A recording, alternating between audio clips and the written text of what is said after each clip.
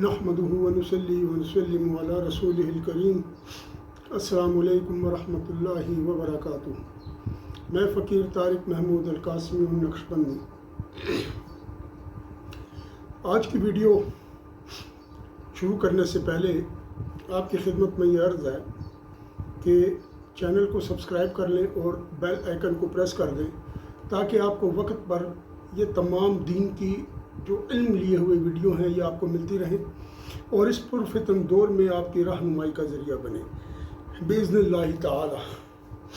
آج کا پروگرام 4 احادیث پہ مشتمل ہے اور اس کے اندر جو بنیادی چیز میں ڈسکس کرنے جا رہا ہوں آپ سے وہ یہ ہے کہ آج جو اہل سنت والجماعت پر طرح طرح کے الزام لگائے جاتے ہیں کہ جی بدعتی ہیں، مشرک ہیں، شرک کرتے ہیں، تو ہمیں اس چیز کا کیسے پتہ چلے گا کہ ہم شرک نہیں کرتے؟ آج آپ کی خدمت میں احادیث صحیحہ پیش کر کے نبی پاک صلی اللہ علیہ وسلم کے وہ اقوال آپ کی خدمت میں پیش کروں گا جس سے ثابت ہو جائے گا کہ نبی پاک صلی اللہ علیہ وسلم نے اپنی امت پر کسی بھی قسم کے شرک کا، کسی خوف کا اظہار نہیں فرمایا۔ جو شرک اکبر جسے کہا جاتا ہے، ایک شرک اصغر ہے، ایک شرک اکبر ہے۔ شرک اکبر یہ ہے کہ آپ بتوں کی پرستش کریں، اور دوسرے انداز میں ہم اس کو اس طرح کہہ سکتے ہیں کہ شرک اکبر یہ ہے کہ آپ اللہ تعالیٰ کے ساتھ اس کی جو واجب الوجودیت ہے اس ذات اقدس کی، اس میں کسی کو شریک ٹھہرائیں اور یہ کہیں کہ کوئی اور ہستی بھی ہے جو کہ اس کے ساتھ واجب الوجود ہے، یہ شرک ہے۔ دوسرا یہ کہ مستحق عبادت جانے کسی کو، جبکہ اہل سنت والجماعت کسی کو بھی مستحق عبادت نہیں جانتے۔ ہم سب کو اللہ کی مخلوق جانتے ہیں اور اللہ کی مخلوق کبھی اپنے خالق کا مقابلہ نہیں کر سکتی، چاہے وہ پیغمبر ہی کیوں نہ ہو۔ لہٰذا ہم پیغمبروں کو بھی مستحق عبادت نہیں جانتے، جو بعد از خدا، بعد اللہ سب سے زیادہ طاقتور جو ہے تو حضرات ہیں۔ کیوں؟ ان کے وہ اللہ کے نبی ہیں اور اللہ کے نبی سب سے زیادہ قریب ہے اللہ کے، تو سب سے زیادہ طاقتور بھی وہی ہوں گے اللہ کی مخلوق میں۔ اب آئیں، میں آپ کو سب سے پہلی حدیث سناتا ہوں نبی پاک صلی اللہ علیہ وسلم کی۔ اس حدیث کو صحیح بخاری میں کتاب الجنائز میں نقل کیا ہے، اس کا نمبر ہے 1279 1279۔ اسی حدیث کو صحیح بخاری کتاب المغازی حدیث کا نمبر ہے 3857۔ الصحیح مسلم میں کتاب الفضائل میں ذکر کیا گیا ہے اس حدیث شریف کو، اور اس کا نمبر ہے 2296۔ یہ میں نے آپ کو ان احادیث کا کیا پیش کر دیا جی؟ ان احادیث کے میں نے آپ کو تمام کے تمام ریفرنسز بتا دیے۔ اب میں حدیث آپ کی خدمت پہ پیش کرتا ہوں۔ ان عقبہ بن عامر رضی اللہ تعالی عنہ، عقبہ بن عامر رضی اللہ تعالیٰ عنہ فرماتے ہیں کہ نبی پاک صلی اللہ علیہ وآلہ وسلم اپنے حجرہ مبارکہ سے ایک دن باہر تشریف لائے، فصلی علی اہل احد صلاتہ علی المیت، تو انہوں نے اہل احد پر، یعنی احد کے جو شہداء تھے جنت البقیع میں، اس قبرستان میں جا کر ان کے اوپر نماز پڑھی، صلاتہ علی المیت، ایسی نماز جو کہ وہ میت پہ پڑھی جاتی ہے۔ ثم انصرف الی المنبر، پھر وہ واپس مڑے اپنے منبر کی طرف، اور نبی پاک صلی اللہ علیہ وسلم نے فرمایا انی فرط علیکم، بے شک میں تمہارا پیشرو ہوں، یعنی قیامت کے روز نبی پاک صلی اللہ علیہ وسلم پیشرو ہیں ہمارے، وَأَنَا شَهِيدٌ عَلَيْكُمْ، اور میں تم پر گواہ ہوں قیامت کے روز، وَإِنِّي وَاللَّهِ، اور مجھے قسم ہے اپنے رب کی کہ جس میں کوئی شک نہیں، لَأَنظُرُ إِلَىٰ حَوْضِي الْآن، میں اس وقت بھی اپنے حوض کو دیکھ رہا ہوں، وَإِنِّي أُعْطِيتُ مَفَاتِيحَ خَزَائِنِ الْأَرْضِ أَوْ مَفَاتِيحُ الْأَرْضِ، یعنی میں زمین کے خزانوں کی یا زمین کی جو چابیاں ہیں وہ مجھے عطا کر دی گئی ہیں، یعنی یا تو زمین کے خزانوں کی چابیاں یا زمین کی چابیاں، بات الفاظ کے اختلاف کے ساتھ موجود ہے۔ وَإِنِّي وَاللَّهِ، اور مجھے اللہ کی قسم ہے، مَا أَخَافُ عَلَيْكُمْ أَن تُشْرِكُوا بَعْدِي، مجھے تم پر اس قسم کا کوئی خوف نہیں ہے کہ میرے بعد تم شرک میں مبتلا ہو جاؤ گے، وَلَكِنْ أَخَافُ عَلَيْكُمْ، لیکن مجھے اس بات کا خوف ہے، أَن تَنَافَسُوا فِيهَا، کہ تم دنیا کے اندر مبتلا ہو جاؤ گے، دنیا کی محبت میں پڑ جاؤ گے، اس کے اندر جھگڑوں میں پڑ جاؤ گے۔ متفق علیہ، ان تینوں کا میں آپ کو وہ دے چکا ہوں۔ اب آپ مجھے یہ بتائیں کہ نبی پاک صلی اللہ علیہ وسلم اس بات کی قسم کھا رہے ہیں کہ مجھے قسم ہے اپنے اللہ کی، مجھے تم پر شرک کا خوف نہیں ہے. نبی پاک صلی اللہ علیہ وسلم کی قسم جھوٹی ہے. اس کے اوپر انجینئر محمد علی مرزا جو بکواس کرتا ہے وہ کہتا ہے یہ حدیث صرف صحابہ کے لیے آئی ہے، یہ ہمارے لیے نہیں ہے. اس جواب کے اوپر اگر یہ صحابہ کے لیے اور باقی امت کے لیے نہیں ہے تو پھر یہ ساری احادیث بھی صحابہ کے لیے ہی ہوں گی جو اس میں ہمیں موجود ہیں، بخاری اور مسلم میں اور سیاہ ستہ میں. پھر ان کا بھی ہم سے کوئی تعلق نہیں ہوگا. اگر آپ کہتے ہیں کہ نہیں اس کا ہم سے تعلق ہے تو آپ کی دلیل کیا ہے؟ تو آپ وہ دلیل لے کر آئیں، کیونکہ جو آپ دلیل دے رہے ہیں کہ اس حدیث کا تعلق نہیں ہے. تو اگر آپ کہتے ہیں کہ نہیں باقی کا ہے اور اس حدیث کا نہیں ہے تو پھر اس حدیث کی دلیل کیا ہے آپ کے پاس کہ جس کے اندر یہ چیز لکھی ہوئی ہے کہ اس حدیث کا اس چیز سے کوئی تعلق نہیں ہے؟ یعنی ہم شرک کریں گے، صحابہ اکرام نہیں کریں گے. تو اگر صحابہ اکرام سے تعلق ہے تو تابعین اور تبع تابعین بھی اس میں داخل ہو گئے. جبکہ آپ کو پتہ ہے کہ صحابہ اکرام کے بہت کلوز رہے ہیں تابعین اور تبع تابعین، اور وہ ان تمام چیزوں پر عمل کرتے. مطلب ہے زیارت پر جانا، زیارت پر جا کر دعا کرنا، نبی علیہ السلام کی قبر شریف پر جانا. دوسری بات یہ ہو گیا. اس طریقے سے پھر قرآن میں بھی بہت ساری آیات ہیں جو صحابہ کے لیے نہیں ہیں، جو صرف صحابہ کے لیے ہیں، ہمارے لیے نہیں ہیں. تو پھر تو اس طرح کوئی قرآن کو بھی ریجیکٹ کر دے گا کہ یہ آیت تو صحابہ کے لیے تھی، ہماری طرح نہیں تھی. ہر ایک فرقہ اٹھ کے کہے گا کہ نہیں یہ آیت میرے لیے نہیں ہے. یہ ایک اور فساد ہے اس انجینئر محمد علی مرزا کا. اب آئیں آپ اس طرف جو بہت ہی اہم بات ہے. خود نبی پاک صلی اللہ علیہ وسلم کی وفات کے بعد سب سے پہلے ارتداد جو پھیلا اس میں ان لوگوں نے جو تازہ ایمان لائے تھے، مسلمان ہوئے تھے، انہوں نے زکوٰۃ دینے سے انکار کر دیا تھا اور کئی لوگ مرتد ہو گئے تھے. پھر ان کے خلاف جہاد ہوا تھا اور جو مرتدین ہوئے تھے وہ جا کے مسیلمہ کذاب کے ساتھ مل گئے تھے جس نے کہ نبی علیہ السلام کے وفات کے بعد نبوت کا دعویٰ کیا تھا، بلکہ ان کی زندگی میں کر چکا تھا. وہ نبی علیہ السلام کے سامنے آ کر بیٹھا، اس نے کہا کہ جی اس طریقے کی بات ہے کہ میری بھی نبوت ہے اور آپ کی بھی نبوت ہے. اس طریقے کا ایک واقعہ ہے جس نے کہا کہ جی پھر آدھی آپ کی اور آدھی میری. تو نبی پاک صلی اللہ علیہ وسلم نے اس کو وہاں سے بھگا دیا. اب کہنے کی بات یہ ہے، یہ کون سی دلیل ہے اس کی؟ یہ بالکل غلط دلیل ہے، اس کا کوئی طریقہ کار نہیں. اس حدیث سے ہمیں یہ معلوم ہوتا ہے کہ نبی علیہ السلام کو اپنی امت پر اس حد تک اعتماد تھا. اس حد تک اعتماد کیوں نہ ہو کہ جب وہ صاحب وحی ہیں، ان کو وحی کی جاتی ہے، اللہ کریم نے وحی کر کر ان کی رہنمائی فرمائی. وما ينطق عن الهوى ان هو الا وحی یوحى. اور نبی پاک صلی اللہ علیہ وسلم تو اپنی خواہش سے کوئی گفتگو نہیں فرماتے، بلکہ وہ گفتگو کرتے ہیں کہ جو ان کی وحی کے ساتھ ہوتی ہے، جو ان کو وحی کی جاتی ہے. اب جب یہ چیز آ گئی تو اب اس کا مطلب یہ ہو گیا کہ اگر کہ ہم شرک کر رہے ہیں تو کیا نبی پاک صلی اللہ علیہ وسلم کی یہ بات جھوٹ ہے؟ یہ وہ اہل حدیث جو 12ویں صدی ہجری کا فرقہ ہے اور دیوبند والے لوگ، میں حیران ہوں وہ ہم پر یہ شرک کے فتوے لگاتے ہیں. دیوبند کا ایک بڑا مشہور عالم ہے، وہ بھی ابھی جا کر بت خانے میں بیٹھا ہے، بت خانے میں، اور پھر کہتا ہے کہ بتوں سے سلام دعا ہو سکتی ہے. نبی علیہ السلام کا میلاد منانا شرک اور بدعت ہے، ٹھیک، لیکن بت خانے میں جا کر بیٹھنا بڑی بڑی عبادت ہے. پھر انہی لوگوں کے جو دیوبند کے، انہی کے ایک بڑے بڑے عالم ہے جن کا بیٹا ڈانس دیکھ رہا تھا بیٹھ کر. پھر دیوبند ہندوستان کا، اس کا نام ہے بڑا اچھا محمد احمد اس طریقے پر ہے. اب آپ مجھے یہ بتائیں، اس کی ویڈیوز پڑی ہوئی ہیں، آپ کسی جگہ پر جا کر اس کی ویڈیو کو وہ کریں تو وہ چیز جو ہے کیا ہو جائے گی، وہ آپ کے سامنے نکل آئے گی. وہ کہتا ہے وی ہیو ریجیکٹڈ نظام مصطفیٰ، ہم نے نظام مصطفیٰ کو ریجیکٹ کر دیا ہے. اہل سنت والجماعت میں کون ہے جس نے کہا کہ ہم نے نظام مصطفیٰ کو ریجیکٹ کر دیا؟ کون ہے جو بت خانے میں کیا ہے؟ کون ہے کہ جس نے جو ہے تو جا کر کہا کہ بتوں سے سلام دعا ہو سکتی ہے؟ کون ہے اہل سنت والجماعت میں جس نے جا کر ڈانس دیکھے ہوں؟ دوسری بات، کون ہے کہ جس نے بت خانہ بنا کر دیا ہے ان کو سرزمین عرب پر؟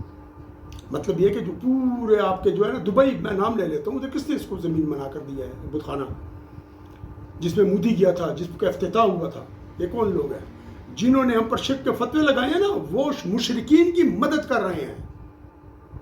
یہ ایک حدیث ہوگی، اس کی میں نے تھوڑی سی ڈیٹیل آپ کو بتا دی. دوسری حدیث شریف، جی یہ حدیث شریف جو ہے اس کو ابن حبان رحمۃ اللہ تعالیٰ نے اپنی صحیح میں اس کو روایت کیا، کتاب العلم میں، حدیث کا نمبر 81.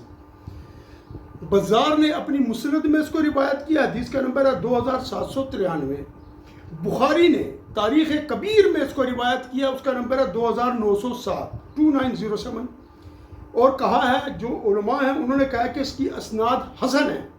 حدیث شریفی ہے ان حذیفہ رضی اللہ تعالیٰ عنہ قال، حذیفہ رضی اللہ تعالیٰ عنہ فرماتے ہیں کہ رسول پاک صلی اللہ علیہ وسلم نے فرمایا کہ مجھے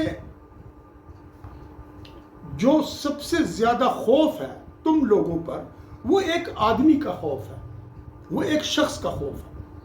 انی ما اتخوف علیکم رجل، مجھے بے شک جس بات کا خوف ہے تم پر وہ ایک آدمی ہے، وہ قرأ القرآن، وہ قرآن کی تلاوت کرتا ہے، حتیٰ کہ اس کے اوپر قرآن کے جو انوار ہیں، قرآن کی جو زینت ہے، اس کا جو رنگ ہے وہ اس کے اوپر دکھائی دینے لگتا ہے۔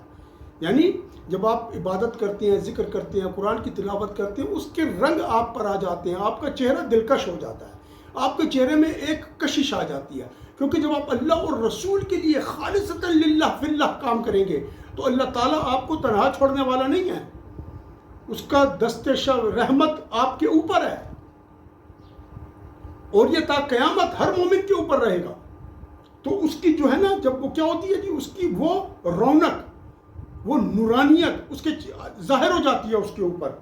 وَكَانَ رِدْءً لِلْإِسْلَامِ غَيْرَهُ، اور وہ اسلام سے ہر اس چیز کو دور کرتا رہتا ہے جو کہ غیر اسلام ہے، یعنی جو اسلام سے تعلق نہیں، مطلب ہے کہ ہر بدعت کو، ہر برائی کو، ہر عیب کو دور کرے گا اس سے، اسلام سے وہ اس میں جاری رہتا ہے اِلَى مَا شَاءَ اللَّهُ، جب تک کہ اللہ تعالیٰ کی ذات نے اس کو چاہا۔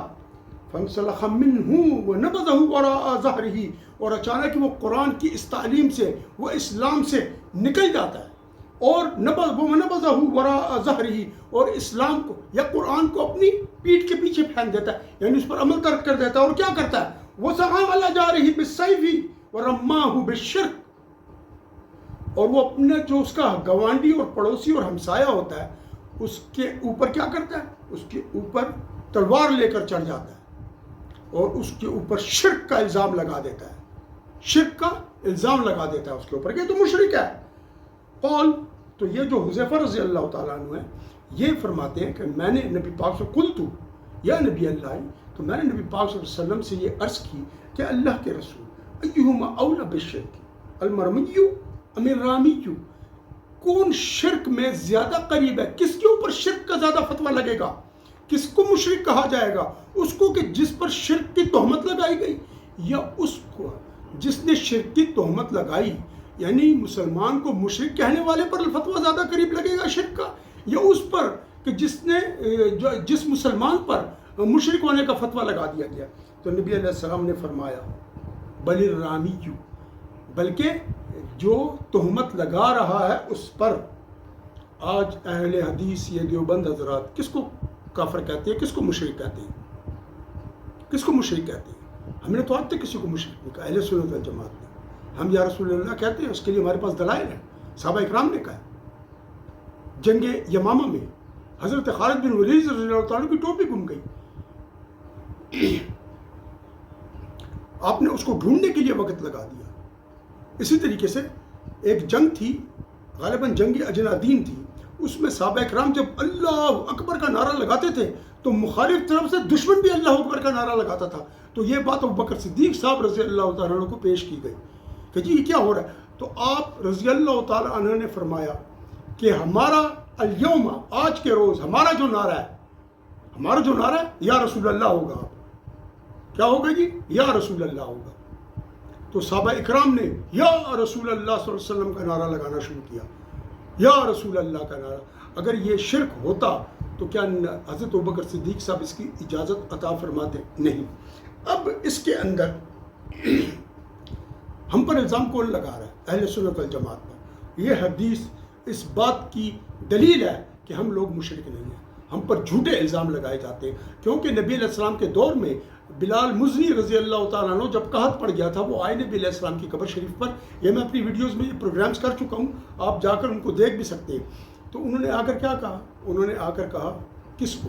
نبی پاک صلی اللہ علیہ وسلم کی قبر شریف پہ، یا رسول اللہ صلی اللہ علیہ وسلم استسقی اللہ لامتک فانہم قد ہلکوا، یا رسول اللہ علیہ وسلم اپنی امت کے لیے اللہ کریم سے بارش کا سوال کیجئے، آپ کی امت ہلاک ہو گئی قحط کی وجہ سے۔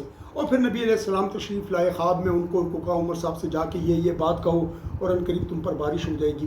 یہ مشہور حدیث موجود ہے، اس کو بہقی نے بھی روایت کیا، اس کو مصنف ابن ابی شیبہ میں بھی یہ موجود ہے، اور بہت ساری ابن حجر عسقلانی نے اس کو صحیح کہا، بہت سارے لوگوں نے اس کو، میں اس کے اندر اس کے حوالہ جات پیش کر چکا ہوں، یہ میں نے ایک ریفرنس کے طور پر آپ کو کہا۔ اس کے بعد دو احادیث چھوٹی چھوٹی ہیں آخر میں، یہ میں آپ کے خدمت میں پیش کرتا ہوں اور پھر آپ کو بتاتا ہوں کہ پھر نبی علیہ السلام نے جو شرک کی بات کیا وہ کیا چیز ہے۔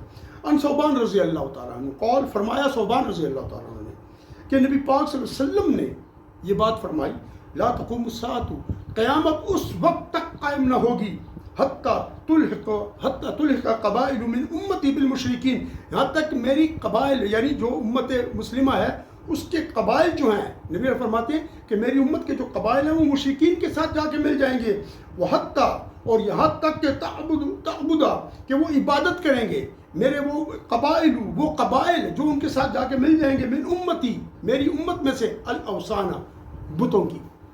ٹھیک ہے جی، اس کو روایت کیا ابو داؤد کتاب الفتن 4252، مسند احمد 2284، ابن ماجہ 3952۔ یہ وہ حدیث ہے جس اس حدیث شریف کو آپ ایک اور حدیث ہے اس کی روشنی میں دیکھیں، اس کو بھی مسلم شریف نے روایت کیا ہے۔ وہ حدیث یہ ہے کہ اللہ تعالیٰ کے حبیب فرماتے ہیں کہ قیامت اس وقت تک قائم نہ ہوگی جب تک اس کرۂ ارض پر ایک بھی شخص اللہ اللہ کہنے والا ہوگا۔ ٹھیک ہے، تو یہ اس وقت وقوع پذیر ہوگا جب اللہ اللہ کہنے والے اٹھ جائیں گے، زنا عام ہو جائے گا، شرک عام ہو جائے گا، لوگ جو ہے تو واپس کی طرف جائیں گے، خانہ کعبہ کو گرا دیا جائے گا۔ یہ اس دور کی حدیث ہے۔ آج کدھر ہے؟ مجھے بتائیں کدھر ہے آج جو بتوں کی بت پرستی کر رہا ہے؟ عالم اسلام میں گھوم کے دیکھ لیں، آپ کو ایک مسلمان مل جائے جو کسی کی بت پرستی کر رہا ہے، بلکہ جو ہم پر کفر و شرک کے فتوے لگاتے ہیں انہوں نے مندر بنا کر دیے اپنی سرزمینوں پر، وہ مندروں میں گئے، انہوں نے جا کر کہا کہ سلام دعا ہو سکتی ہے۔ ہم نے تو یہ کام نہیں کیا۔ یہ وہ دلیل ہے جو میں نے آپ کی خدمت میں پیش کی ہے۔ اب یہ وہ چیز ہے کہ جب قرب قیامت میں سب کچھ ہوگا، اس وقت تو کعبہ رہے گا، سب کچھ جو ہے تو برباد ہو جائے گا اور زنا عام ہو جائے گا، لوگ سڑکوں کے اوپر جس طرح جانور لگے ہوتے ہیں اس طریقے سے لگے ہوں گے، اور ایک آدمی اپنا ہوش لیپ رہا ہوگا اور اچانک ہی ایک آواز آئے گی اور وہ پھیلتی چلی جائے گی اور قیامت قائم ہو جائے گی۔ مطلب اس کا یہ اس دور کی حدیث ہے، یہ اس دور کو پیش کر کے کہتی ہے اس حدیث کو، یہ دیکھیں جی یہ نبی علیہ السلام نے فرمایا۔